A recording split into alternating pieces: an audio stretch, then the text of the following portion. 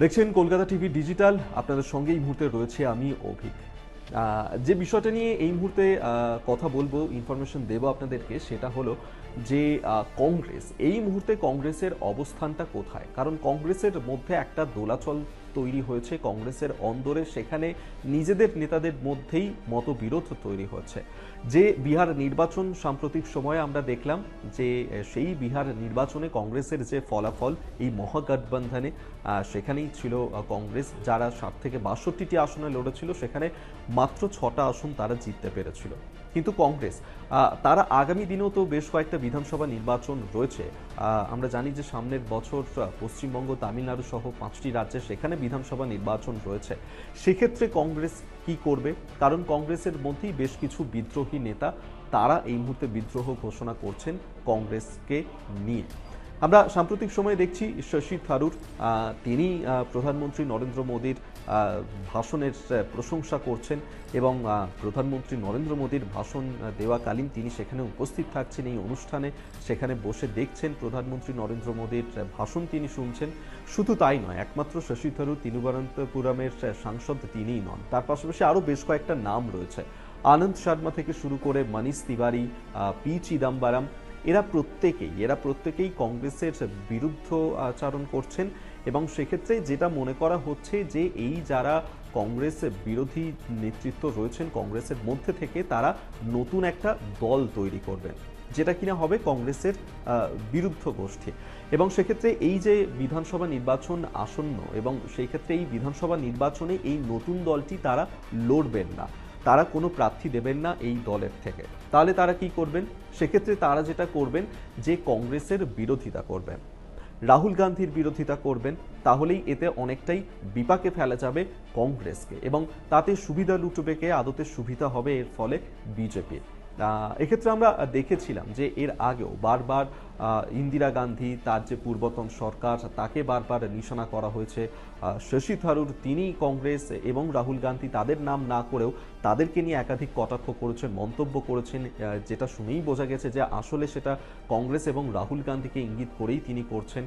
এবং সেক্ষেত্রে আমরা যদি বিদ্রোহের দিকটাও দেখি, এর আগে আমরা দেখেছিলাম যে সোনিয়া গান্ধী, তার নেতৃত্বে কংগ্রেস যখন পরিচালিত হচ্ছিল, সেটাকে চ্যালেঞ্জ জানিয়েছিলেন এই কপিল সিব্বলরা, এবং সেই যে বিরুদ্ধ গোষ্ঠী, তার মধ্যেই ছিলেন মনীষ তিওয়ারি এবং আনন্দ শর্মা। তার পাশাপাশি যখন কংগ্রেসের সভাপতি নির্বাচন হলো, মল্লিকার্জুন খার্গে তাকে প্রার্থী করা হলো, তার কে চ্যালেঞ্জ জানিয়ে কে প্রার্থী হলেন কিনা সাংসদ শশী থারুর, তিনি সেখানে তার বিরুদ্ধ হয়ে প্রার্থী হলেন। সেক্ষেত্রে যদিও শশী থারুর তিনি হেরে গিয়েছেন, মল্লিকার্জুন খার্গে তিনি কংগ্রেসের সভাপতি হয়েছেন। পাশাপাশি পি চিদম্বরম, তিনি একসময় আমরা দেখেছিলাম যে কংগ্রেসে থেকেই কংগ্রেসের বিরুদ্ধাচরণ করেছিলেন, এবং তামিলনাড়ুর যিনি কংগ্রেসের নেতা রয়েছেন তার সঙ্গে হাত মিলিয়ে সেখানে কংগ্রেসের থেকে একটা আলাদা দল তৈরি করেছিলেন। যদিও পি চিদম্বরম পরবর্তী সময় ফের একবার কংগ্রেসে ফিরে এসেছিলেন।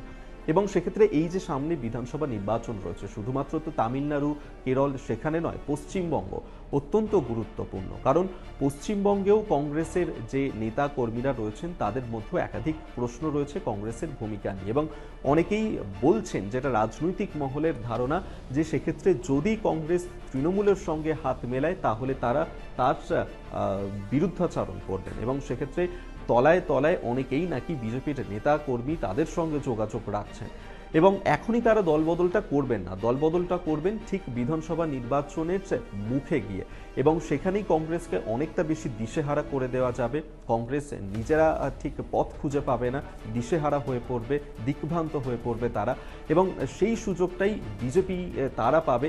এবং পরবর্তী সময় এই নির্বাচন যখন মিটে যাবে, সেই নির্বাচন মিটে গেলে তারপরেই এই যে বিদ্রোহী যারা কংগ্রেস নেতারা রয়েছেন, তারা কোথায় যাবেন না, বিজেপিতে গিয়ে যোগদান করবেন। এই পুরোটাই একটা স্ট্র্যাটেজি, পুরোটাই একটা পরিকল্পনা করে এই মুহূর্তে চলছেন, এবং যার নেতৃত্বে রয়েছেন এই শশী থারুর, আনন্দ শর্মা, মনীষ তিওয়ারি, পি চিদম্বরমরা।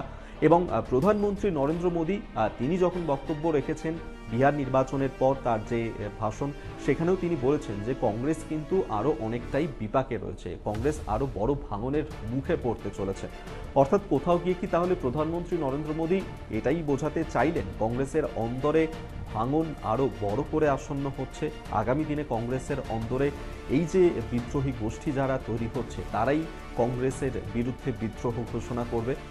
যদিও সেটা সময়ের অপেক্ষা, আগামী দিনেই বোঝা যাবে যে এই যে বিদ্রোহী গোষ্ঠী কংগ্রেসের মধ্যে তৈরি হয়েছে তারা আদতে ঠিক কী করতে চলেছে এবং কংগ্রেস সেক্ষেত্রে নিজেদেরকে কীভাবে সামলায়। অবশ্যই তার জন্য আমাদের নজর রাখতেই হবে। আর আপনারা দেখতে থাকুন কলকাতা টিভি ডিজিটাল।